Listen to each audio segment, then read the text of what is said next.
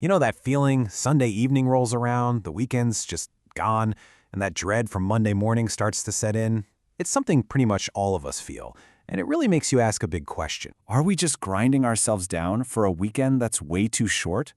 What if that whole cycle of burning out and then barely recovering, what if that isn't just the price we have to pay? We're going to explore an idea today that really challenges the foundation of the work week as we know it. All right, so here's the plan. First, we'll dive into just how bad the global burnout problem really is. Then, we'll look at a potential 4-day fix and what the actual data says about it. After that, we'll see how it's playing out in the real world.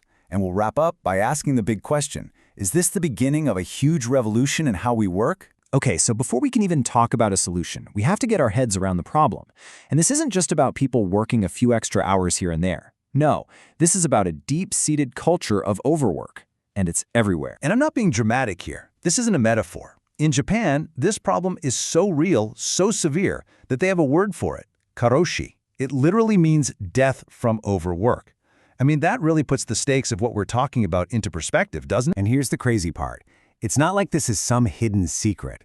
According to Professor Wen Fan from Boston College, in a ton of the world's biggest economies, we're talking China, India, the US, the UK, working insane hours isn't just tolerated, it's often celebrated. It's seen as a badge of honor, a sign that you're dedicated, that you're ambitious. So this whole badge of honor thing, it looks a little different depending on where you are. In Japan, it can be like a performance. You stay late just because everyone else is, even if you're not getting anything done. In China, you've probably heard of the infamous 996 culture. That's 9 a.m. to 9 p.m. 6 days a week. And in India's tech scene, it's just this nonstop, relentless pressure to be online, to be available 24/7. Okay, so with this massive global burnout crisis staring us in the face, what do we do? Is there an alternative? Well, yeah, there is. And it's an idea that's getting some serious traction. This isn't just some fantasy anymore. We're talking about a model that's actually been put under the microscope, tested and studied. Yeah, I'm talking about a huge landmark study from Boston College. They tracked 141 companies across 6 different countries, the US, the UK, Australia, you name it, as they all tried out a 4-day work week. And the researchers, they measured everything: burnout, happiness, productivity, even the company's bottom line. So the big question is, what happened when the trial ended? Did everyone just go back to normal? No way. Get this, a whopping 90% of the companies decided to stick with the 4-day week permanently.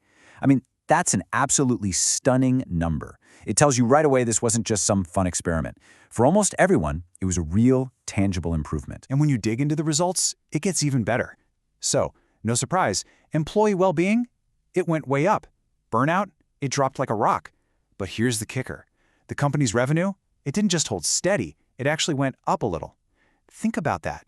This wasn't a case of choosing between happy employees and a healthy business. It was a total win-win. All right, so you're probably wondering, how on earth is that even possible? Are people just cramming 5 days of frantic work into 4? Nope, that's the myth. The reality is, it's about working smarter, not harder. The companies that succeeded got absolutely ruthless about cutting out the junk. You know, useless meetings, pointless reports, all the low-value tasks that eat up our time. They focused only on the stuff that actually matters. Okay, that big study is pretty convincing. But, theory is one thing. Does this stuff actually hold up in the messy, real world with all kinds of different jobs? Well, let's take a look at a few case studies. First up, a police department. I mean, come on, you can't get much more high stakes or service critical than that, right? Well, when the police department in Golden, Colorado made the switch, their overtime costs fell by an incredible 80%. 80! And get this, the number of officers quitting was cut in half. And this next one really drives home the health benefits. There was this mental health support team in South Africa, and they were facing just extreme levels of burnout. In the whole year before they tried the 4-day week, the team took 51 sick days combined. Then, in the 6 months during the trial, that number dropped to just 4. 4. It's proof that people weren't just feeling better, they were genuinely healthier. Okay, so what about a huge corporation? Well, back in 2019, Microsoft Japan gave it a shot. The result? Productivity, and they measured this by sales per employee, shot up by 40%. A 40% jump. It just goes to show a rested, focused workforce isn't just a happy workforce, it's a more productive one. And this quote from Karen Lowe, who's the CEO of 4-Day Week Global, she really hits the nail on the head. She basically says, if a police department can make this work, it can work almost anywhere. And she's right.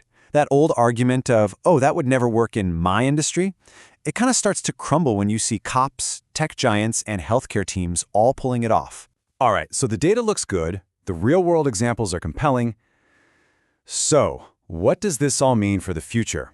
Are we just looking at the latest management trend? I don't think so. We could be on the verge of a massive, fundamental shift in how we think about work itself. But let's be real for a second. This isn't some magic wand that fixes everything for everyone. It's not a panacea.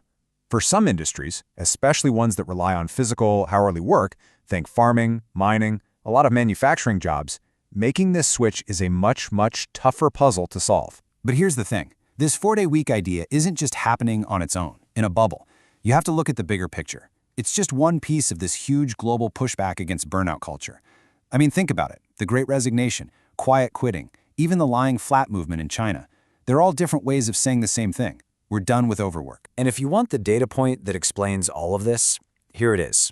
A recent global survey found that for the first time ever, workers are saying that work-life balance is more important to them than how much money they make.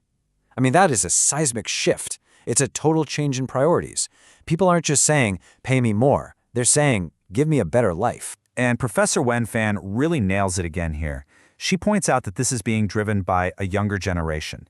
They just have a totally different idea about what work should be. They're looking at that old badge of honor for overwork, and they're just not buying it. They're asking a much deeper question. What is the whole point of work anyway? So let's wrap it all up. The pandemic completely changed our idea of where we work. It was this massive, unplanned experiment that proved we could do things differently. So the question we're left with is this. Is the 4-day week the next great experiment? Is this the one that's going to redefine not just where we work, but how we work and how much we work, for good